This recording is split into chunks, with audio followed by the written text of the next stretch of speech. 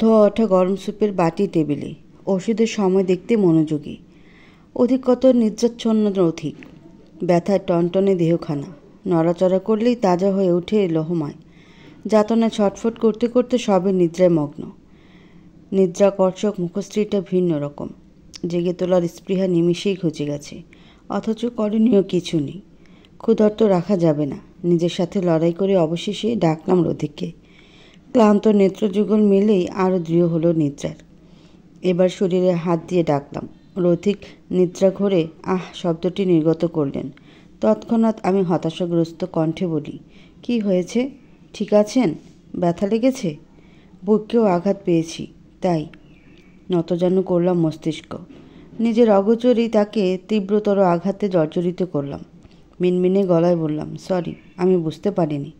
It's okay, sorry বলার দরকার নেই। পিঠের পেছনে বালিশ দ্বারা আবৃত করলাম। অতঃপর তাকে হেলান দিয়ে বসিয়ে দিলাম। ট্যাবলেট ও পানি এগিয়ে দিলাম। হাতে ব্যান্ডেজ বিধায় ধরতে সক্ষম হলেন না, তাই আমি খাইয়ে দিলাম।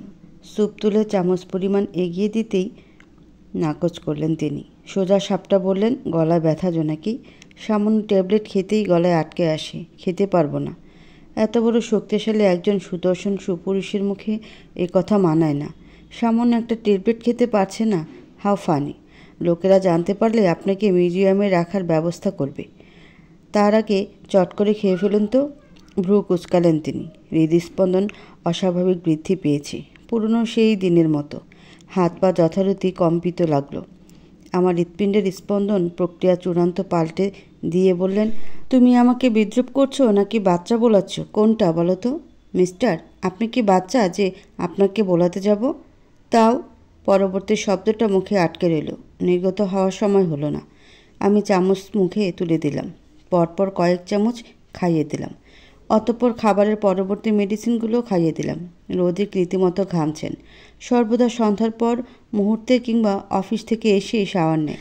আজকে ব্যান্ডেজের কারণে পানির সংস্পর্শ অব্দি যায়নি। উপরে শার্টটা খুলে দিতে বললেন। খুলতে সাহায্য করার পরক্ষণে এসির পাওয়ার বাড়িয়ে দিল। উষ্ণতা যেন কমছেই না, অথচ হিমলতায় আমার অবস্থা শোচনীয়। বাধ্য হয়ে টাওয়াল ভিজিয়ে নিয়ে এলাম। তার সর্বাঙ্গ আর্দ্র টাওয়াল দ্বারা ভিজিয়ে দিতে লাগলাম। তার স্থির দৃষ্টি আমার দিকে নিবদ্ধ। গলার কাছে মুছে এক পলকে অবলোকন করলাম তার মুখ। এখনও একই ভঙ্গি। অস্বস্তি বোধ হলো। আমি আমার কাজে মনোনিবেশ করলাম। হাত ধরে ফেললেন। ফিচেল হেসে বললেন, আমার জন্য তোমাকে অনেক কষ্ট করতে হচ্ছে জোনাকি। I am really sorry. আমি হাত ছাড়িয়ে নিলাম। পুনরায় মুছতে শুরু করি। তার দিকে তাকানোর ফুরসত নেই। তবুও নিজের অস্বস্তির ইতি টেনে বলি, আপনি আর আমি একই, এক আত্মা, এক প্রাণ। আপনাকে সাহায্য করা মানে নিজে সাহায্য করা। নিজের জন্য কেউ কখনো বিরক্ত বোধ করে? রোধিকার অপলক দৃষ্টি। তার দৃষ্টি ক্রমশ প্রখর হচ্ছে। আমি অস্বস্তিতে কাদা হয়ে যাচ্ছি। নিজের কাজের মাঝে আবার বেবিটার যত্ন নিতে ভুলে গেছি। খাওয়া দাওয়া করা হয় না সময় মতো। আমার ভাবনায় ছেদ ঘটিয়ে রোধিক বললেন, তা না হয় বুঝলাম। এবার কি এত ভাবছ জোনাকি? আমি কখনো আমার কাজ অন্যকে দিয়ে করাইনি, তুমিই প্রথম। কেমন একটা লাগছে। ঘরেও থাকতে ভালো লাগছে না, নড়াচড়া করতে পারছি না। বলে দীর্ঘ শ্বাস প্রশ্বাস নিলেন। হুট করে অন্তঃকরণের বাঁধ ভাঙল। দ্বিধাহীন চিত্তে বলে ফেলি, আমি একটা খবর দিলে আপনার ঘর ছেড়ে কোথাও যেতে ইচ্ছে করবে না। কি খবর? এখন বলবো না, কিছুদিন পর বলবো। আগে আপনি সুস্থ হন। এই সংবাদটা পেলে আপনি চুপ থাকতে পারবেন না। ততক্ষণে তার দেহখানা মোছা শেষ। আমি টাওয়াল নিয়ে ওয়াশরুমের নিমিত্তে পা বাড়ালাম। 2 পা ফেলে 3য় পা ফেলতেই হাত ধরে ফেলেন রোধিক। কোমর জড়িয়ে ধরলেন। কিছুতেই ছাড়বেন না।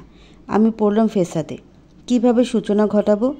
মিনিটের ব্যবধানে রাজ্যের লজ্জারা বেষ্টিত করলো আমায়। লজ্জা মিশ্রিত মুখটা নত হলো। গালে রক্তিম আভা ছড়িয়ে পড়ল। ওষ্ঠদ্বয় একে অপরের থেকে বিন্দু পরিমাণ কিঞ্চিত করতে ব্যর্থ আমি। অথচ সর্বদা কারণে অকারণে ওষ্ঠদ্বয় একে অপরের থেকে বিচ্ছিন্ন থাকে। নিঃশ্বাস টানলাম। অধর কামড়ে ধীরে ধীরে বললাম, আমি আমি আমি তুমি কি জোনাকি? আমি না না, আমি নই। আপনি আপনি আমি কি জোনাকি? কথনগুলো গলা দলা পাকিয়ে রইল। আমি নিরুপায়, বচনহীন। বেশ কিছুক্ষণ সময় অতিবাহিত হওয়ার পরেও যখন একটি শব্দও মুখ থেকে নির্গত করতে পারলাম না, তখন বোধগম্য হলো তাকে বলা আমার পক্ষে সম্ভব নয়। অন্য উপায় অবলম্বন করতে হবে। আমি আঙুল তুলে কাবার্ডের 3 নং ড্রয়ারে ইশারা করলাম। মিনমিনিয়ে বললাম, ওখানে আপনার কাতরতার উত্তর রয়েছে। রোদিক সন্ধিহান চোখে চেয়ে থেকে উঠে দাঁড়ালেন। নিজের কৌতূহল দমিয়ে রাখতে ব্যর্থ হলেন। ড্রয়ারের দিকে অগ্রসর হলেন। সযত্নে খুললেন, অতিশয় সাবধানতা অবলম্বন করে। আমি ক্রমাগত ঘামছি। রোদিক পশ্চাৎ ফিরলেন। এমন ব্যবহারে আমার অস্বস্তি তরতর করে বাড়ছে। কাবার্ড খুলতেই বাচ্চাদের ছবি নজরে এলো। ঘাড় কাত করে ছবিটা দেখলেন তিনি। দৃষ্টি সরিয়ে আমার দিকে আকর্ষণ করে ইশারায় বললেন, কি? পরক্ষণে ড্রয়ারে হাতড়ে দুটো জুতো পেলেন। বাচ্চার জুতো, সদ্য জন্ম নেওয়া বাচ্চাদের পরার উপযোগী 0 সাইজের কাপড়ের জুতো। রোদিক একবার জুতো আরেকবার বাচ্চার ছবিটার দিকে তাকাচ্ছেন। অবশেষে ধৈর্যহারা হয়ে গেলেন। আমাকে মাথা চুলকে বলেন, তোমার কি খেয়ে দিয়ে কাজ নাই জোনাকি? এইসব দিয়ে কাবার্ড ভরে রেখেছ। এর জন্য বলেছিলে আমি বাইরে যেতে চাইবো না। সিরিয়াসলি? আমাকে আবার তুমি ছেলে বোলাচ্ছ। আমি ফেলে দিচ্ছি এগুলো। না, বলে চেঁচিয়ে উঠলাম আমি। রৌথিক এক পা ফেলে উপরে পা তুলে আমার দিকে তাকিয়ে আছে। হয়তো ভাবছে সামান্য একটা ব্যাপার নিয়ে আমার রিয়েকশন এমন কেন। আমি দীর্ঘ শ্বাস নিলাম। এই লোকটাকে কিভাবে বোঝালে তিনি বুঝবেন? সব দিব্যি বুঝেন। এটা বুঝেন না। টেনে টেনে বললাম, কিছু না, আপনাকে কিছু বুঝতে হবে না। ওগুলো আমায় দিন। আপনি আসুন, শুয়ে পড়ুন। রাত বাড়ছে। ঘুমের অভাবে অসুস্থ হয়ে পড়বেন। আমি সত্যি কিছু বুঝতে পারছি না জোনাকি। এগুলো যখন তখন কেনা যায়। সামান্য এই জিনিসগুলো নিয়ে এত বিরক্ত কেন তুমি? প্রত্যুত্তর দিলাম না। কোনো কথা নেই তার সাথে, কোনো কথা নেই। আমি তাকে ঠিকই বলবো, তবে মুখে নয়। তার যেমন বোঝার ক্ষমতা নেই, আমার তেমনি বলার মতো তেজ অবশিষ্ট নেই। ফাঁকা মস্তিষ্কে কিয়ৎক্ষণ গভীর ভাবনায় লিপ্ত হলাম। অতঃপর উঠে ব্রাশদানি থেকে 3টা ব্রাশ নিলাম। রৌদিকের অগোচরে তার ব্রাশটা এগিয়ে দিলাম। তিনি ধরে এপিট ওপিট করে বললেন, এটা আমার ব্রাশ, এখন আর ব্যবহার করব না, অনেক দিন হয়ে। চুপ, একদম চুপ। বুঝতে তো পারেন না, আমি বোঝাচ্ছি তাও বকবক করে যাচ্ছেন। একদম চুপ। তীক্ষ্ণ দৃষ্টিতে নিক্ষেপ করে বললাম আমি। রৌদিক বাক্যের সমাপ্তি না টেনে চুপ করে রইলেন। লহমায় নিজের ওষ্ঠতায় কিঞ্চিত ব্যবধান মিটিয়ে নিলেন তর্জনীর সহায়তায়। শান্ত বাচ্চার নেই। পরক্ষণেই আমার ব্রাশ দিলাম। তিনি হাতে নিয়ে বলতে গিয়েও থেমে গেলেন। অন্য আঙ্গুল দিয়ে শব্দহীন সুরে বললেন, তুমি? হ্যাঁ। 3য় ব্রাশটা একদম ছোট। আদ্রিতা এনেছিল আজকে। ব্রাশটা দেখে বাবুর কথা মনে পড়েছিল। তবে বাবুর কোনো নাম রাখা হয়নি। সেটা আপাতত মহাশয়ের কাজ। তিনি জানতে পারলে বলবেন। আমি বাবা হতে চলেছি, অথচ আমিই জানি না। তোমরা নাম ঠিক করে ফেলেছ? আমি ভাবনা থেকে বেরিয়ে রৌদিকের হাতে 3য় ব্রাশটা এগিয়ে দিলাম। তিনি ব্রাশটা নিয়ে আমার দিকে অপলক দৃষ্টিতে তাকিয়ে আছেন। কিছু বলতে না দিয়ে আমি তার হাতটা নিজের পেটের উপর রাখলাম। রৌদিক বাকহীন। তার অনুভূতিটা দেখার জন্য চাতক পাখির ন্যায় হাপিতাস করে রইলাম। হাত সরিয়ে ফেললাম। রৌদিক তার হাত সরালেন না। বিনিময়ে দৃঢ় করে চেপে ধরলেন। কেঁপে উঠলাম আমি। তিনি পাথর। হাঁটু মুড়ে বসলেন। 2 হাত রাখলেন। পিছিয়ে যেতে ব্যর্থ হলাম। তার নেত্রযুগল চিকচিক করছে জলে। টেনে টেনে বললেন, জোনাকি, সত্যি আমি বাবা? আপনি সত্যি বাবা হতে চলেছেন। ও আমাদের সন্তান, আপনার আর আমার অংশ। রৌদিকের পলক স্থির। কোনো শক্তপোক্ত অদৃশ্য বন্ধন দ্বারা তিনি বেষ্টিত। তিনি পেটের উপর থেকে কাপড় সরালেন। শব্দ করে অষ্টদয়ের শীতল স্পর্শ ছোঁয়ালেন। কম্পিত হলাম। হাত পা ক্রমশ বরফাচ্ছন্ন হয়ে আসছে। এটা প্রথম নয়, বরাবরই এমন অবস্থার সম্মুখীন হতে হয়। অস্বস্তির ইতি টেনে ওনার কাঁধে হাত রেখে বলি, উঠুন, রাত বাড়ছে। প্রত্যুক্তি নেই। আমার কথন তার কর্ণদ্বয় অবধি পৌঁছেছে না কিনা তার ভাবাবেগ দ্বারা বোঝা গেল না। হুট করেই কোলে তুলে নেয়। বেডের উপর পা ঝুলিয়ে বসিয়ে দিলেন। পুনরায় হাঁটু মুড়ে বসে ধীরে ধীরে বললেন, জোনাকি, তোমার পেটের উপর একটু মাথা রাখবো? বেশি না, একটু সময়। আমি আমাদের সন্তানের হৃদস্পন্দন গতি শুনতে চাই, প্লিজ। উত্তরের প্রত্যাশায় থাকলেন না। লহমায় তার মস্তিষ্ক গুজে দিলেন আমার পেটে। শরীর পর্যায়ক্রমে হিম দিকে প্রবাহিত হচ্ছে। আমি টেবিলের উপর কনুই রেখে গালে হাত দিয়ে বসে রইলাম। তিনি তথাপি বলে উঠলেন, আলফা দেখতে পাচ্ছ প্রিন্সেস? আমি তোমার পাপা। হ্যাঁ, আলফা? এক লহমায় নাম স্থির করে ফেললেন। ছেলে নাকি মেয়ে তাও ফিক্স। কিভাবে সম্ভব? তবে আলফা নামটা যথেষ্ট সুন্দর, একদম হার্ট টাচিং। সন্ধিহান সরে বললাম, আপনি কিভাবে জানলেন মেয়ে হবে? ছেলেও হতে পারে মিস্টার। না, মেয়ে হবে, একদম তোমার মতো, ছোট জোনাকি। একই নাক, একই চোখ, একই হাসি, আধো আধো স্বর, ঠিক তোমার মতো। তোমার ছোটবেলা আলফার মাধ্যমে উপলব্ধি করতে চাই। জ্যোতিষী বলেছে মেয়ে হবে।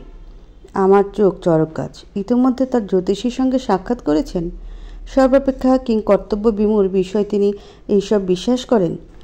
কৌতূহল দমিয়ে রাখতে ব্যর্থ হয়ে বলি, আপনার মতো একজন ছেলে এইসবে বিশ্বাসী? আমি এইসব বিশ্বাস করি না, কিন্তু এককালে করতাম। তখন ছোট ছিলাম। জ্যোতিষী বলেছে আমার একটা কিউট দেখে মেয়ে হবে। অবিকল আমার স্ত্রী নয়। তারপর থেকে সর্বদা ভাবতাম আমার মেয়ে হবে ইনশাল্লাহ। আল্লাহ আমাকে নিরাশ করবেন না। আমি নিশ্চুপ। মানুষটা বড়ই অদ্ভুত, বোঝা কঠিন। আমাকে নিজের স্ত্রীরূপে মেনে নিতে নারাজ ছিলেন, অথচ এখন বলছেন তার মেয়ে লাগবে। আচ্ছা, তার আকাঙ্ক্ষার পূর্ণতা পাবে তো? বৃষ্টি পতিত হচ্ছে না, তবে রেশ এখনও কাটেনি। দুদিন থেকে ঢের বজ্রসহ বৃষ্টি হচ্ছিল, তবে এখন নেই। সেদিনের পর কেটে গেছে 15 দিন। এখন পুরোপুরি সুস্থ রথিক, একদম সুস্থ। নতুন একটা জবের জন্য ট্রাই করছেন। বিনা বিলম্বে জবটা পেয়ে গেছে। 3 দিন হলো জয়েন করেছি।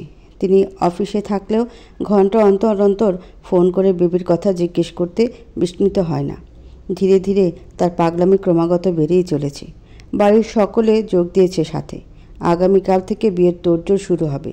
রোদিকের অ্যাক্সিডেন্টের নিমিত্তে বিয়েটা পিছিয়েছিল। ইতিমধ্যে গ্রাম থেকে সবাই চলে এসেছে। বাড়ির বাদবাকি ঘরগুলো জনমানবে পরিপূর্ণ। আমি প্রেগনেন্ট বিধায় এই ঘরটায় অন্য কারো প্রবেশ সম্পূর্ণ নিষেধ। রোধিক কড়াকড়ি আরোপ করেছেন। সবে শাওয়ার নিয়ে বেরিয়েছি আমি। কেশরুমে টাওয়াল জড়াচ্ছি। ইদানিং ওয়াশরুমে একবার ঢুকলে বের হতে ইচ্ছে করে না। হাত পা ছড়িয়ে শুয়ে থাকি। এই তো সেদিনের কথা। বিদ্যুৎ বিভ্রাট ছিল। তখন রাত 8টা নাগাদ আইপিএস ডিসপ্লেতে সমস্যা ছিল। প্রচুর উষ্ণতায় আমার অবস্থা নাজেহাল। তখন আমার কি করা উচিত ছিল? সর্বোচ্চ বেলকনিতে গিয়ে দাঁড়ানো, নতুবা আদ্রিতাকে নিয়ে বাগানে হাঁটাহাঁটি করা। কিন্তু তেমন কিছু করিনি। ওয়াশরুমের দরজা ভিড়িয়ে বালিশে মাথা দিয়ে ভেতরে ঘুমিয়েছিলাম। শাওয়ার চালু ছিল। ভিজে জুবুথুবু হয়ে গেছিলাম। এদিকে রোধিক বাড়িতে এসে আমাকে খুঁজে না পেয়ে পুরো বাড়ি মাথা করেছিলেন। সর্বস্থানে খুঁজেও মেলেনি আমার সন্ধান। চিৎকার করে ডেকেছিলেন। তাতে আমার কি? আমি আমার মতো ঘুমিয়েছি। অবশেষে রাত 2টোর দিকে নিদ্রাভঙ্গ হয়েছে আমার। জামা কাপড় চেঞ্জ না করে সেভাবে বেডের উপর শুয়েছিলাম। বাড়িতে তখন কেউ ছিল না। সবাই আমাকে খুঁজতে বেরিয়েছিল। অতঃপর ভেজা জামা কাপড় নিয়েই নিচে যাই। প্রচুর ক্ষুধা লেগেছিল। স্টাফরা আমাকে দেখে রোধিককে ফোন করে জানায়। মিনিট 10 পর সবাই হাজির। আমাকে দেখে ভয়ে জুবুথুবু হয়ে যায়। রোধিক তো সবার সামনে জড়িয়ে ধরেছিল। কি লজ্জা, কি লজ্জা! কিন্তু পরক্ষণে সে লজ্জা ধুয়ে গেছিল। রৌধিকের পরপর ধমকে সেদিন এই উদ্ভট ভাবনার কথা মস্তিষ্ক হতে চিরতরে বিদায় নিয়েছি। সকালে গা কাঁপিয়ে ধুম জ্বরে আক্রান্ত হই। রৌধিকের কড়া নির্দেশ ছিল ডাক্তার দেখানো যাবে না। বিনিময়ে জ্বরের মাত্রা বাড়ছিল। জ্বরের ঘরে অচেতন অবস্থায় ছিলাম। প্রচুর জ্বালিয়েছি তাকে ইচ্ছাকৃত। অবশেষে নিজেই ডাক্তার ডেকে এনেছিল। কি যত্ন! আলফার জন্য বেঁচে গেছিলাম। যদি পারতেন প্রচুর শাস্তি দিতেন। ফোনের রিংটোনের তুমুল শব্দে ভাবনার ছেদ ঘটল। বেলকনি থেকে রুমে এসে দেখলাম রৌধিক ফোন করেছেন। রিসিভ করতে কড়া গলায় বললেন, 3 বার ফোন দিয়েছি, কোথায় ছিলে? কতবার বলেছি ঘর থেকে একদম বের হবে না, মনে নেই? সূচনা হলো তার ভাষণ। কর্ণপথ থেকে ফোন সরিয়ে কিছু দূর রেখে দিলাম। কর্ণ পরিষ্কার করে কিয়ৎক্ষণ ফোন পর কর্ণের কাছে ধরলাম। তিনি বললেন, ধীরে ধীরে তৈরি হয়ে নিচে এসো। আদ্রকে বলো তোমাকে রাস্তায় দিয়ে যেতে। আমি বাইরে দাঁড়িয়ে আছি, দ্রুত। বলে ফোন কেটে দিলেন। আমি ফোন কানে নিয়ে বেলকনিতে চলে গেলাম। রৌদিকের গাড়ি দেখা যাচ্ছে। নিশ্চয়ই তিনি এসেছেন। এখন কোথায় নিয়ে যাবে? আমি দ্রুত জামা চেঞ্জ করে নিলাম। আদ্রপুকে নিয়ে গাড়ির কাছে গেলাম। বাবা এবং জয়াকে নিয়ে এসেছেন তিনি। ব্যাগপত্র দারোয়ান চাচাকে দিয়ে উপরে পাঠালেন। আদ্রপুকে জয়াকে নিয়ে যেতে বললেন। বাবা এবং জয়ার সাথে টুকিটাকি কথা হলো। বাবাকে নিয়েই কোথাও একটা যাবেন। আমি বুঝতে পারলাম না তার কথার ধরন। গাড়ি এসে থামলো জমকালো বাড়ির সামনে। বাইরে তাকাতেই আহমদ বাড়ি নজরে এলো। চমকালাম আমি, এতদিন পর হঠাৎ এখানে কেন? বাবা গাড়ি থেকে নেমে সোজা বাড়ির ভেতরে গেলেন। আমাকে ধীরে ধীরে গাড়ি থেকে নামালেন রৌথিক। আমি আহামকের ন্যায় জিজ্ঞেস করি, আমরা এখানে কেন এসেছি? আজকের পর থেকে তারাই তো আমাদের বাড়ি যেতেন। কারণ তুমি জোনাকি, তুমি আমাকে পিতৃত্বের স্বাদ দিয়েছ। আমিও চাই যে আমাকে এই স্বাদ দিয়েছে তার বাবা মাকেও একই স্বাদ দিতে। মানে? না বোঝার স্বরে। ভেতরে চলো, বুঝতে পারবে। মাথা নেড়ে সম্মতি দিলাম। অতঃপর পা বাড়ালাম। ভেতরে ঢুকতেই ইমতিয়াজ আহমদ আর মিতা আন্টিকে বসা দেখলাম সোফায়। বাবা তার পাশে বসে আছে। রৌথিক আমাকে সবার সামনে নিয়ে দাঁড় করালেন। মিতা আন্টি উঠে এলেন আমায় দেখে, হাত ছুঁয়ে বললেন, কেমন আছো জোনাকি? বাবু কেমন আছে? বাবু নয়, আলফা, তোমার নাতনি আলফা। মিতা আন্টি বিড়বিড়িয়ে করে আওড়ালেন, আলফা? আলফা নামটা তার হৃৎপিণ্ডে ছড়িয়ে গেল। অনুভূতিতে পূর্ণ হলেন। রৌথিক আমার হাত জোড়া তার হাতের মাঝে গুজে দিয়ে বললেন, তোমাকে কথা দিয়েছিলাম মামনি, তোমার মেয়েকে তোমার হাতে তুলে দিব। এই নাও তোমার মেয়ে। আমি আমার কথা রেখেছি। মানে? কাপা কাপা কণ্ঠে বলল মিতা।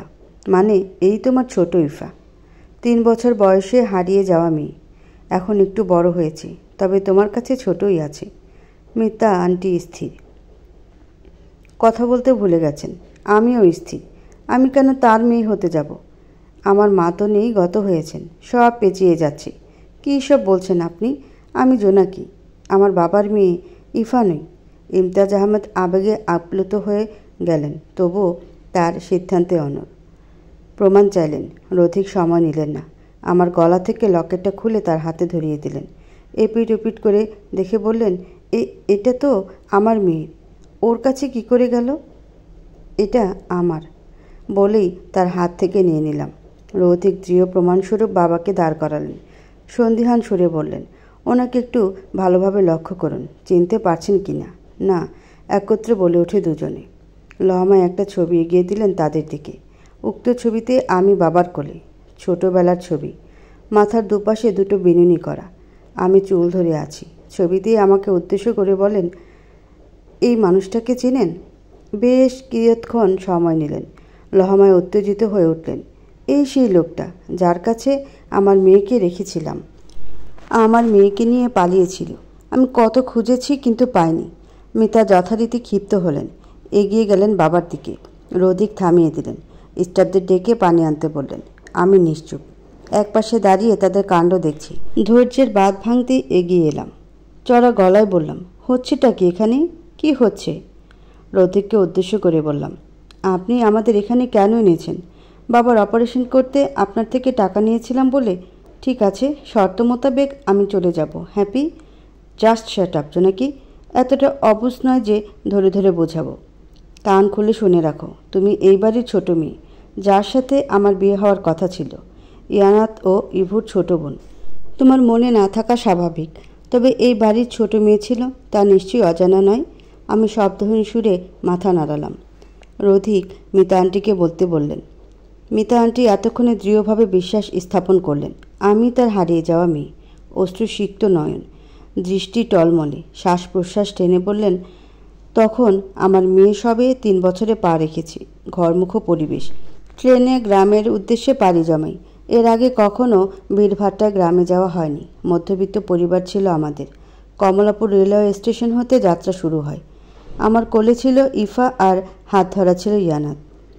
ওর বাবার কাছে ছিল ইভু আর জামা কাপড়ের ব্যাগপত্র। আমি ওর বাবার আগেই ট্রেনে উঠি। ট্রেন ছেড়ে দেয়, কিন্তু ইভু আর ওর বাবাকে দেখতে পাই না। আমি বিচলিত হই। সামনের কেবিনে তিনি আর তার স্ত্রী ছিলেন। তাদের কাছে ইয়ানাত আর ইফাকে রেখে দরজার কাছে আসি। ইয়ানাত বয়সে বড় হওয়ার কারণে আমার আঁচল ধরে সাথেই আসে। ভিড়ভাট্টা ঠেলে দরজার কাছে আসতেই ধাক্কাটা জোরে লাগলো। মুখ থুবড়ে পড়ে যায় চলন্ত ট্রেন থেকে। ইয়ানাত তা দেখে সেও লাফ দেয়। মাথা ফেটে যায় ইয়ানাতের। আমি জ্ঞান হারিয়েছি। ধরাধরি করে হসপিটালে নিয়ে যায়। ইয়ানাতের চিন্তায় ইফার কথা ভুলেই গিয়েছিলাম। পরে যখন মনে পড়ে তখন অনেক খুঁজেছি, পাইনি। বিজ্ঞাপন দিয়েছি, নিউজ করেছি। বোনকে হারিয়ে ইয়ানাত ইভু ভেঙে পড়েছিল, আর অধিক তো পাগল হয়ে গেছিল। 9 বছরের অধিককে শান্ত করে যাচ্ছিল না। মেন্টাল অ্যাসাইলামেও পাঠানো হয়েছিল। হিতে বিপরীত হয়। সে স্টেশনে গিয়ে বসে থাকত, উগ্র মেজাজি। ব্যবহারের পরিবর্তন হতে থাকলো, তাই বাধ্য হয়ে বিদেশে পাঠিয়ে দেয়। আমি বরাবরের ন্যায় নিশ্চুপ, একদম প্রাণহীন। রৌথিক এত পাগলামি করেছেন? আমার ভাবনার মাঝেই বাবা বলেন, সারা রাত মা বলে কাঁদছিল ইফা। এক পর্যায়ে ঘুমিয়ে যায়। গ্রামে ফিরে আপনাদের খোঁজার চেষ্টায় বাকি রাখিনি। আমরাও বিজ্ঞাপন দিয়েছিলাম, শহরে এসেও খুঁজেছি, পাইনি। আমার স্ত্রী এক পর্যায়ে বলেন ওকে আমাদের কাছে রেখে দিতে, নিঃসন্তান পিতামাতা সন্তান হিসেবে। ওর নাম জানতাম না আমি। আমাদের আধার ঘরে নিভে নিব আলো হিসেবে ওর নাম রাখি জোনাকি। তারপরও আমাদের পরিচয় বড় হয়। কখনো বুঝতে দেয়নি আমরা ওর আসল পিতামাতা নই। তিনি থামতেই রৌথিক বলতে শুরু করলো, বিদেশে গিয়ে সব কিছু মানে ইফাকে মিস করতাম। ভুলে যাওয়ার চেষ্টা করেছিলাম প্রচুর, কিন্তু পারিনি। একসময় ব্যস্ত হয়ে পড়ি। ইফাকে ভুলতে শেফা নামের একটি মেয়ের সাথে সম্পর্ক গড়ে তুলি, কিন্তু বিয়ের সময় সে পালিয়ে যায়। বাবা ধরে বেঁধে জোনাকির সাথে বিয়ে দেয়। জোনাকির সাথে থাকতে হয়তো ভালো লাগে আমার। ওর অস্ত্র দেখলে কষ্ট পাই আমি। সেদিন সকালে ঘুম থেকে জেগে দেখি আশেপাশে জোনাকি নেই। আমি বাড়ি থেকে বের হই দ্রুত। কিছু দূর যেতেই জোনাকির দেখা পাই একটা জুয়েলারি দোকানে। জোনাকি বের হতেই আমি সেই দোকানে গিয়ে জানতে পারি লকেট বিক্রি করতে এসেছিল। লকেটটা দেখি আমার সন্দেহের সূত্রপাত, কারণ সেম লকেট ছিল ইফার। ধীরে ধীরে খোঁজ খবর নিতে থাকি, আশেপাশে মানুষের কাছ থেকেও জানতে পারি। তারপর ব্লাড টেস্ট, ডিএনএ টেস্টে আমি শিওর হয়ে যাই। মিতা অজস্র চুমুতে ভরিয়ে দিলেন আমায়। ইমতিয়াজ আহমেদ আবেগে আপ্লুত হলেন। তার ছোট মেয়েকে ফিরে পেয়েছেন বলে কথা, তবে ব্যাপারটা আপাতত কেউ জানে না। বিয়ের পরে সবাইকে জানাবে। ভাবতেই অবাক লাগে, আমি এই বাড়ির মেয়ে, এত ভালোবাসা সব আমার। আনন্দে তো কেঁদেই দিয়েছি শেষে। জানালার পাশে বসে আছি। রৌথিক শাওয়ার নিতে গেছে। ঘণ্টাখানেক পূর্বে বাড়িতে ফিরেছি। মা অনেকবার বলেছিলেন থাকার কথা। বহু বছর পর নিজের মেয়েকে কাছে পেয়েছি। রৌথিক কিছুতেই রাজি হয়নি। তার এক কথা, বউ বাচ্চা ছাড়া থাকতে পারবে না। প্রয়োজনে বিয়ের পর আমাকে রেখে যাবে। আমারও মন ভার হলো, মা বাবার সাথে একটু থাকতে পারলাম না। আর্দ্র স্পর্শে ভাবনার ছেদ ঘটল। রৌথিক ছাড়া কেউ নয়, সেটা বোধগম্য হতে সময় লাগলো না। এটা তার নিত্যদিনের অভ্যাস, ছোট আলফার সাথে কথা বলা। মাথা তুলে বেশ কিয়ৎক্ষণ অতিবাহিত হওয়ার পর বললেন, রেগে আছো? প্রত্যুক্তি নেই। পুনরায় বললেন, বেশি রেগে আছো? ও আচ্ছা, বাবা মাকে পেয়ে আমাকে ভুলে গেছো? আপনাকে কেন ভুলবো? হ্যাঁ, একটু মায়ের কোলে মাথা রেখে কথা বলতে পারলাম না। বাবার সাথে মন খুলে হাসতে পারলাম না। ভাই বোনকে এক নজর দেখতে পারলাম না। বিনিময়ে দৃঢ় করে মাথা গুঁজে দিলেন পেটে। ভিজে গেল খানিকটা জামা। কোমর জড়িয়ে ধরে বললেন, কিন্তু তুমি আমার কাছে না থাকলে তোমাকে দেখতে পারবো না, হাসতে পারবো না, ঘুমাতে পারবো না, খেতে পারবো না। সবগুলোই যে একত্রে। মানুষটা আজব, ঠিক হারিয়ে যাওয়া সকলের থেকে খুঁজে বের করেছে। এত ভালোবাসা কি আদৌ আমার প্রাপ্য? লালে নীলে সেজে উঠেছে আহমেদ বাড়ি। বাইরে কাজে ব্যস্ত পুরুষ জাতি, মেয়েরা সাজতে ব্যস্ত। আদ্রিতার সাজ প্রায় শেষের দিকে। পাক্কা 2 ঘন্টা লেগেছে হলুদ সাজে। গ্রাম থেকে অনেকে এসেছে। গম গম করছে চারিপাশ। তাই হলুদের অনুষ্ঠান দুপুরে করা হয়েছে। 2 পক্ষের হলুদ একসাথে। এতে লোকজনের আনাগোনা একটু বেশি। রৌথিক বোনের বিয়ে উপলক্ষে 5 দিনের ছুটি নিয়েছেন। সবে জয়েন করেছে, না হলে আরও কয়েকটা দিন নিতেন। বর্তমানে কোমর বেঁধে কাজ করছেন বাইরে। বিরিয়ানি রান্না করছে, সেখানে তদারকি করছেন। আদ্রপু শাড়ির কুচি ঠিক করতে করতে বলেন, জোনাকি তুই সেজে নে, অনুষ্ঠান শুরু হবে বলে। না আদ্রপু, তুমি সাজো। এই অবস্থা না সাজাই ভালো। মেকআপ ধুতে ধুতে অনেক কষ্ট হবে। ইতিমধ্যে সেজেগুজে বেরিয়ে গেছে সকলে। হলুদের অনুষ্ঠান শুরু হলে বলে। শুধু আদ্রপুকেই নেওয়ার অপেক্ষায়।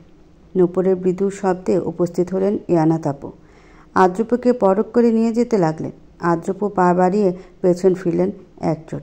পার্লারের বিউটিশিয়ানকে উদ্দেশ্য করে বলেন, তাড়াতাড়ি হালকা মেকআপে ওকে সাজিয়ে দিন। অপেক্ষা করছি, তাড়াতাড়ি আসিস।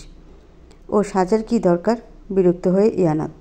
তোমার কাছে আমি যতটা প্রিয়, আমার কাছে জোনাকি ততটা প্রিয়। আর আমার প্রিয় মানুষ সাজবে না, তা হতেই পারে না। ইয়ানাত আপু দমে গেল। আঠা লাগানোর ন্যায় চুপ। আদ্রপুকে নিয়ে গেলেন। আমি ইয়ানাত আপুর কাণ্ডে একটু হাসলাম। তিনি জানতেই পারলেন না তার বোনকে এসব বলছে। পাত্তা দিলাম না, সাজতে বসলাম। মিনিট 20 মাথায় আমার শ্বাস কমপ্লিট। একদম হালকা হালকা মেকআপ, কাজল, লিপস্টিক, এতেই ঢের সুন্দর লাগছে। চোখ ফেরানো দেয়। রৌদিকের ভাষ্য মতে প্রেগনেন্ট হবার পর থেকে ক্রমশ মাত্রাতিরিক্ত সুন্দরীতে রূপান্তরিত হচ্ছি। আমি বেলকনিতে গিয়ে দাঁড়ালাম। রৌদিক রান্নার দিকটা তদারকি করছেন। হাতে চিকন বাঁশ, কোমরে গামছা বাঁধা, গায়ে সেন্টু গেঞ্জি, পরনে লুঙ্গি, সাথে যুক্ত হলো রোদের প্রখর উত্তাপ্ত। আজ প্রথম তাকে এই পোশাকে দেখলাম। পুরো ক্রাশড। রৌদিকের নেত্রযুগল আমার দিকে নিবদ্ধ হতেই থমকে গেলাম। দ্রুত বাঁশ ফেলে ছুটে এলেন। বুঝতে অসুবিধা হলো না তিনি এখানে আসছেন। রুমে পার্লারে বিউটিশিয়ান ছাড়া কেউ নেই। আমি দ্রুত পা বাড়ালাম।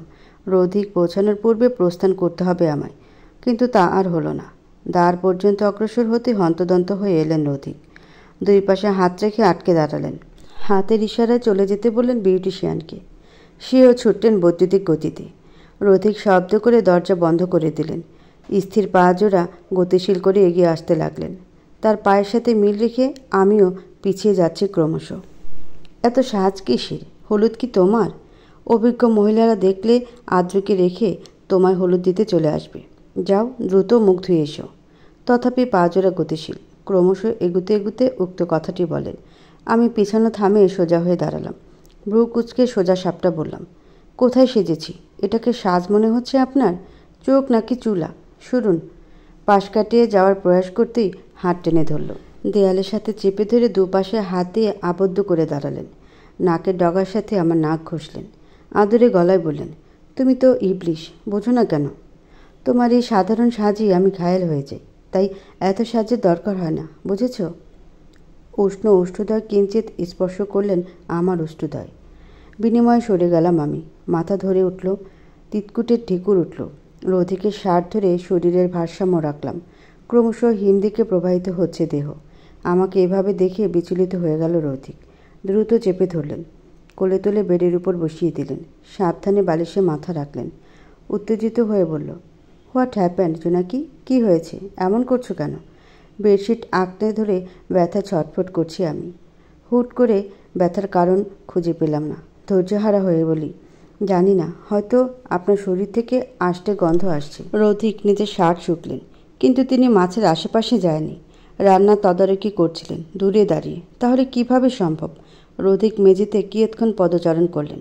অতঃপর ঋণঋণে গলায় বললেন, আমি মাকে ডেকে আনছি। না, আপনি মাকে ডাকবেন না। নিচে অনুষ্ঠান চলছে। আমি চাই না আমার জন্য নষ্ট হোক। আপনি বরং এক গ্লাস পানি দিন। পানি খেয়ে একটু ঘুমানোর চেষ্টা করি। বলা বাহুল্য, কিন্তু পানি এগিয়ে দিতে সময় লাগলো না। ত্বরিত গতিতে পানি ঢেলে নিজেই আমাকে খাইয়ে দিলেন। কোমরে বাঁধা গামছাটা দ্রুত পানি ঢেলে ভিজিয়ে ললাটের উপর রাখলেন। হাঁটু ভাঁজ করে বসলেন সন্নিকটে। চুল ভেদ করে তালুতে হাত বুলিয়ে দিতে লাগলেন। আমাকে নিদ্রামগ্ন হতে বললেন। আমিও তার কথা মতো প্রয়াস করলাম। মিনিট কয়েক পেরোবার পূর্বেই গভীরতর নিদ্রায় আচ্ছন্ন হলাম। কতক্ষণ নিদ্রা ঘুরেছিলাম জানা নেই। নেত্রযুগল উন্মিলিত করতেই চলন্ত সিলিং ফ্যান দৃষ্টিতে হানা দিল। রক্তবর্ণ সূর্যমামা ততক্ষণে অন্তরিক্ষের বক্ষ থেকে বিদায় নিয়েছে। আড়মোড়া ভেঙে উঠতেই আদ্রুপকে নজর এলো। তিনি ফোনে কথা বলছেন। কোমল তুলতুলে ওষ্ঠদ্বয় নাড়িয়ে ধীরে ধীরে কথা বলছেন। আমি জানালার বাইরে দৃষ্টি আকর্ষণ করলাম। লাল নীল আলো জ্বলছে। একটু পরে মেহেদির রঙে হাতের করতল সেজে উঠবে। এতক্ষণ জ্ঞানহীন অবস্থায় ছিলাম ভাবতেই কান্না পাচ্ছে। বিরক্ত নিয়ে আদ্রপুর সামনে গিয়ে অভিমানী সুরে বলি, তুমি আমাকে ডাকলে না কেন আদ্রপু? আমার একদম ভালো লাগছে না। এত সাজ সব বৃথা। আমি আর সাজবই না। চটজলদি ফোনের লাইন কেটে বেডের পাশে রাখলেন। কিছুটা নত সরে বললেন, আমি ডাকতে এসেছিলাম তোকে, কিন্তু ভাই ডাকতে বারণ করেছে। তুই নাকি অসুস্থ। তুই অসুস্থ তাও কাউকে বলেনি। ভেবে দেখ একবার। আমাকে এই রুমে তোকে পাহারা দিতে রেখেছে, যাতে কেউ না আসে। মন খারাপ করিস না। একটু পর মেহেদি অনুষ্ঠান অনুষ্ঠিত হবে। তুই তখন মজা করিস। প্রত্যুত্তর করলাম না। শব্দহীন পা জোড়া টেনে টেনে নিজের জন্য বরাদ্দকৃত কামরার দিকে অগ্রসর হলাম। গোছানো পরিপাটি ঘর। আজ অতিশয় বেশি পরিচ্ছন্ন। আমার অনুপস্থিতিতে রৌদিকের কর্মকাণ্ড তা বুঝতে আমার বেগ পেতে হয়নি। শরীরটা ম্যাচম্যাচ করছে। ঘণ্টা কয়েক এমন ভারী মেকআপে থাকার ফলে স্কিনটা জ্বলছে। শাওয়ার না নিলে চলবে না। একটা গোলাপি রঙের চুড়িদার নিয়ে ওয়াশরুমের দিকে পা বাড়ালাম। টুলের উপর বসলাম। রৌদিক ওয়াশরুমের অভ্যন্তরীণ অন্যরকমভাবে সাজিয়েছে। সেদিনের পর থেকে শুয়ে থাকা তো দূরের কথা, বসার জন্য পর্যাপ্ত পরিমাণ জায়গাটাও নেই। আর শরীরটা ভালো নেই, তাই বাথটাবে পানি ভর্তি করলাম। হ্যান্ড শাওয়ার চালু করলাম। ধীরে ধীরে উপরে উঠলাম। বাথটাবের পানিতে পা রাখতে কেঁপে উঠলাম আমি। বিদ্যুৎ প্রবাহিত হলো, খিঁচুনি দিয়ে উঠল। প্রবল মাত্রায় ঝাঁকুনি অনুভব করলাম। মাত্র 5 সেকেন্ডে স্থায়ী হলো সেই যাতনা। আমি বুঝতে ব্যর্থ হলাম সব কিছু। তার পূর্বেই জড়োথর হয়ে নিচে পড়ে গেলাম। জ্ঞানহীন হলাম। তবে বাইরে থেকে কেউ ক্রমাগত চিৎকার করে যাচ্ছে, কিন্তু তার কথা সাড়া দেওয়ার ন্যায় শক্তিটুকু অবশিষ্ট নেই দেহে। অনেকক্ষণ অতিবাহিত হওয়ার পরে বুঝতে পারলাম ইনি আর কেউ নয়, রৌথিক। ভেতর থেকে মেঝেতে আঘাত করছি, শব্দহীন কণ্ঠে ডাকছি তাকে। তিনি শুনতে পারছেন না, আর তার কণ্ঠ আমি স্পষ্ট শুনতে পারছি। অতপর আর কিছু মনে নেই। অবশিষ্ট শক্তিটুকু সেখানেই লোপ পেল। আধারে আবৃত হলো আমার অচেতন মস্তিষ্ক। নেত্রযুগলও আধারে আবৃত হলো। বাইরে ঝিরিঝিরি বৃষ্টি পড়ছে। পাতার উপর পড়তে ছমছম শব্দ হচ্ছে। জনশূন্য নির্জন রাস্তাঘাট, হাড়জোড়া বন্ধ কোনো দৃঢ় বাঁধনে। আমি নিভু নিভু চোখে অবলোকন করলাম। শরীরটা দুর্বল লাগছে। অচেনা জায়গা। পাশে অবলোকন করলেই দেখতে পেলাম রৌথিকের ঘুমন্ত মুখশ্রী। আমার বাম হাত ধরে ঘুমিয়ে আছে, মাথা বেডের সাথে হেলেছে। আমি হাত ছাড়ানোর প্রয়াস করতে নড়ে চড়ে উঠলেন। থেমে গেলাম। চারদিকে অবলোকন করে বোধগম্য হলো হসপিটালে আমি অন্য হাত তার মাথায় রাখলাম। রৌথিক দরফরিয়ে উঠলেন। বিচলিত কণ্ঠে বললেন, কি হয়েছে জোনাকি? শান্ত হন। আমার কিছু হয়নি। কিন্তু আমরা এখানে কি করছি? কিছু না, এক রোখা জবাব তার। বলে প্রস্থান করলেন। পা জোড়া শূন্য। জুতা কোথায়? আমার চিন্তায় জুতার কথা ভুলে গেছেন। মুহূর্ত অতিবাহিত হওয়ার পূর্বেই নার্স সমিত হাজির হলেন। নার্স আমাকে চেক করলেন, স্যালাইনের ক্যানেল খুলে দিলেন। আমি কথা বলতে চাইলে থামিয়ে দিলেন। সোজা সাপটা বললেন, কথা বলবেন না, এতক্ষণ স্যালাইন না চলাই ভালো। জ্ঞান ফিরেছে, কিছু খাইয়ে দিন। কেউ দেখা করতে চাইলে দেখা করে নিন। শরীর দুর্বল, ঘুমের ইঞ্জেকশন পুশ করব। So quick. বলেই চলে গেলেন। রৌথিক পকেট হাতড়ে ফোন বের করে কল করলেন কাউকে। হুড়মুড়িয়ে হাজির হলেন বাড়ির লোক, যেন হসপিটালেই ছিলেন। মায়ের চোখ মুখ লাল হয়ে গেছে। কেঁদেছেন নিশ্চয়ই। হারিয়ে যাওয়া মেয়েকে ফিরে পেয়েছেন, তার মধ্যে এত বড় দুর্ঘটনা। আদ্রপু, ইবু ভাইয়া, বাড়ির সবাই থমথমে। আমার জন্য তাদের আনন্দ মাটি হয়েছে। কাঁদতে কাঁদতে বললেন, শোনা মেয়ে আমার, খুব কষ্ট হয়েছে তোর? না, আমি ঠিক আছি, কিন্তু হয়েছেটা কি সেটা তো বলবে। রৌথিক মাথায় হাত বুলিয়ে দিতে দিতে বললেন, সেটা তোমাকে বুঝতে হবে না, আগে সুস্থ হও।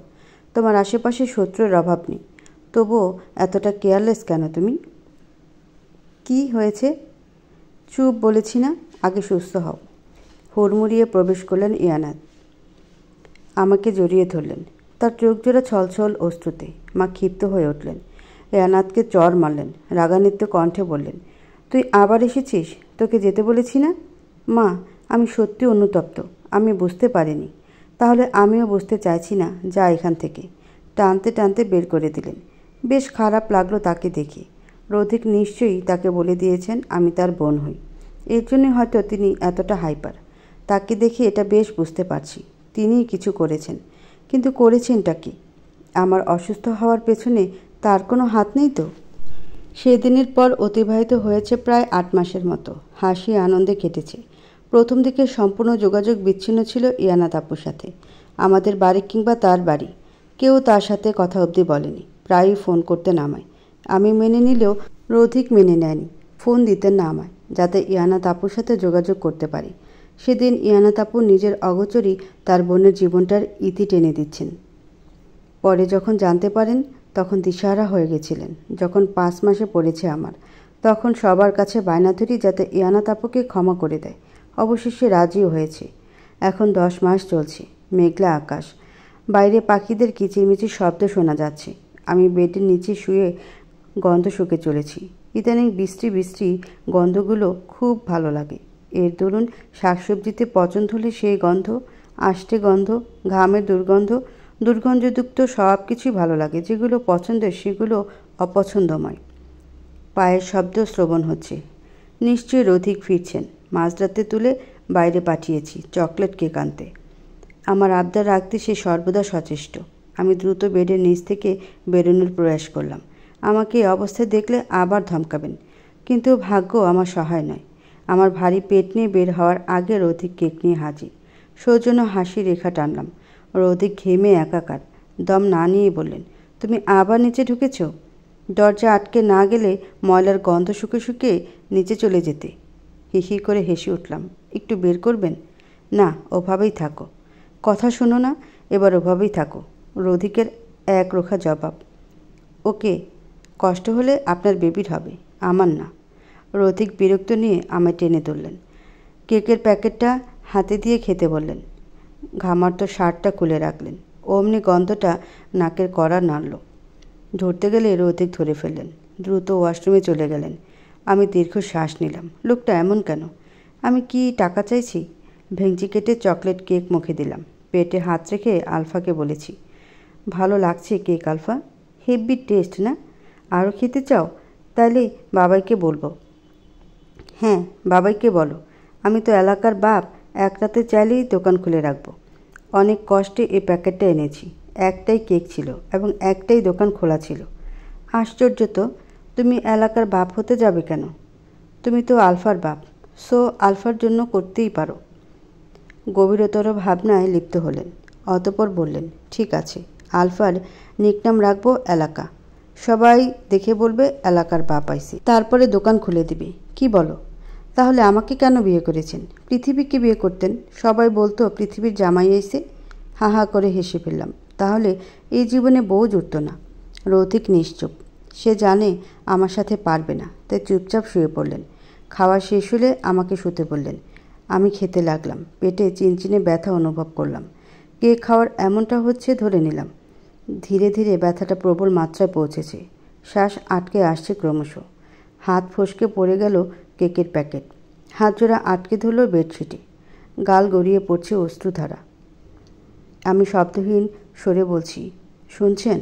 রৌধিকে সাড়া নেই। আমার কথা আদৌ তার কর্ণপথে পৌঁছেছে কি না জানা নেই। ব্যথায় কাতর হয়ে এক পর্যায়ে রৌধিকের উপর পড়ি। দরফরে উঠে বসলেন রৌধিক। আমার দিকে তাকিয়ে সন্দেহান চোখে অবলোকন করে গলায় বললেন, হোয়াট হ্যাপেন জোনাকি? কী হয়েছে? এমন করছে কেন? আরও কেক চাই? এখন দোকান বন্ধ, কালকে এনে দিব। ব্যথা করছে। শব্দগুলো থেমে গেল। ব্যথা ক্রমশ বৃদ্ধি পাচ্ছে। কাতরাতে কাতরাতে এক পর্যায়ে জ্ঞান হারালাম। যখন জ্ঞান ফিরল তখন আমি হসপিটালের বেডে। সবার মুখে হাসি। রৌধিক নেই। কোথায় গেলেন তিনি? আদ্রপ আর ইয়ানা তাপুর কোলে একটা শুভ্র টাওয়াল। নিঃসন্দেহে সেটা আমাদের প্রিন্সেস। আচ্ছা, প্রিন্সেস হয়েছে নাকি প্রিন্স? এর জন্য রৌধিক রাগ করেনি তো? গলা খাকারি দিয়ে বলি, আপু উনি কোথায়? উনি তোর উনি যদি রোদু হয়ে থাকে তবে সে এলাকার লোকদের মিষ্টি খাওয়াতে গেছে। বিদ্রুপ করে আদ্রিতা আপু। 2 দিন পর কিন্তু ভাইও আমাদের মিষ্টি খাওয়াবে। লজ্জায় মিশ্রিত হলেন আদ্রপ। 3 মাস চলছে তার প্রেগনেন্সি। পরপর 2 সন্তান আসাতে খুশি সর্বদা উপচে পড়ছে। ইতোমধ্যে রৌধিক উপস্থিত হলেন। আমি ভ্রু কুচকালাম। বিদ্রুপ করে বললাম, ওই যে এলাকার বাপ আইছে। আমার কথা অনুসরণ করে সবাই দরজার দিকে তাকাতেই রৌধিককে দেখলেন। অতঃপর পুনরায় আমার দিকে তাকিয়ে সবাই উচ্চস্বরে বললেন, এলাকার বাপ? হ্যাঁ তো, উনি কাল রাতে বলেছে আলফার নিকনাম রাখবে এলাকা, যাতে সবাই তাকে দেখে বলবে এলাকার বাপ আইছে। তাই আমি আগে শুরু করলাম। সবাই অট্ট হাসিতে ফেটে পড়লেন। রৌধিক ইতস্তত বোধ করলেন। আলফাকে আমার পাশে রেখে বেরিয়ে গেলেন একে একে। রৌধিক এগিয়ে এলেন। আলফার ললাটে ওষ্ঠদ্বয় ছুঁয়ে দিলেন। আমার ললাটের ললাট ঠেকিয়ে বললেন, তুই অসুস্থ? না হলে আমাকে বিদ্রুপ করার জন্য কড়া শাস্তি দিতাম। আমাকে তুই করে কেন বলছেন? কারণ তুই আমার বোন ছিলি এক সময়। তো মেয়ে এখন বাবাইকে মামা বলে ডাকবে। বাবা কেন ডাকবে? বাবা ডাকবে। চাইলে মাম্মাকে ফুফু ডাকতে পারে। মোটেও নয়। আচ্ছা, সেটা না হয় রোদুশি আহমেদ আলফা ঠিক করবে। তুমি চুপচাপ শুয়ে থাকো। 3টি বছর যেন হাওয়ার সাথে অতিবাহিত হয়েছে। চোখের পলক ফেললেই চলে যাচ্ছে। এর জন্য হয়তো বলে, ভালো সময় অতি দ্রুত কেটে যায়, আর দাগ লাগা কালো সময়গুলো আমার থেকে বিদায় নিতে গিয়েও চলে আসে। ইভু ভাইয়া আর আদ্রপু শান্তিতে সংসার করছে। তাদেরও একটা মেয়ে হয়েছে, নাম তার ইদ্রিতা। আমি আমার প্রিন্সেস আর অধিককে নিয়ে দিব্যে আছি। তবে আলফা অসন্তুষ্ট এতে। তার আদর কমে গেছে বলে তার ধারণা। প্রচুর দুষ্টু সে। বাড়ি একদম মাথায় রাখি। সবার ধারণা ছোটবেলার আমি। আচ্ছা, আমি এত দুষ্টু ছিলাম, মা সামলাতেন কিভাবে? ইদ্রিতার বয়স 2-এর বেশি, তবে ভালোবাসে। প্রতিদিন ওই বাড়িতে যেতে হয় ইদ্রিতার সাথে দেখা করার জন্য। আজকেও গিয়েছিল। গতকাল শপিং করেছে, সেগুলো দেখাতে যাবে। রৌদিক আলফাকে নিয়ে গেছিলেন সবাইকে আনতে। কিছুদিন পর ঈদুল ফিতর। আজ 23শে রমজান। সবাইকে ইফতারের দাওয়াত দেওয়া হয়েছিল। রাত 10টা বাজে। রৌদিক তাদের এগিয়ে দিতে গেছেন। আলফা চকচকো খাচ্ছে। এগুলো ইফু ভাইয়া দিয়েছে তাকে। আমি ঝাড়ু দিচ্ছি। হুট করে আলফা তার আধো আধো সুরে বলে, চুল মাম্মা, তুমি তো চুল, তুমি আমার দন্য চুলি কোলে ছোটবাবু ভাই এনে দাও না, আমি তারা দিন ওকে নিয়ে খেলবো। ঝাড়ু রেখে মেয়ের দিকে তাকিয়ে আছি। বাবা আর মেয়ে জ্বালায় এক দণ্ড শান্তি নেই। যখন একত্র হয় এখন বলছে চোর। সরল ভাষায় বলি, চোর কি? হ্যাঁ, তোমার মাম্মা চোর? মাম্মা কখনো চোর হয়? বাবাই বলেছে তুমি চোর। রোজালেতে চুপি চুপি তপ কিছু খেয়ে ফেলো। আজ আসুক তোর বাবাই। আমি চোর? 2 বাপ বেটিকে ধরে আচ্ছা করে পিটানি দিব, দেখব কে চোর। তুমি আমাল বাবাইকে মারবে? আতুক বাবাই। কে কাকে মারবে শুনি? বলতে বলতে রৌধিক এলেন। আমি বাবা মেয়ের কাণ্ড দেখলাম। মেয়ে চকচকো রেখে বাবার কোলে উঠে আমার নামে নালিশ করলো। রৌধিক তাকে সান্ত্বনা দিল। রাত হয়েছে বলে ঘুম পাড়িয়ে দিল। লাইট বন্ধ করে শুতে শুতে বললেন, এভাবে খাম্বার মতো দাঁড়িয়ে আছো কেন? ঘুমাবে না?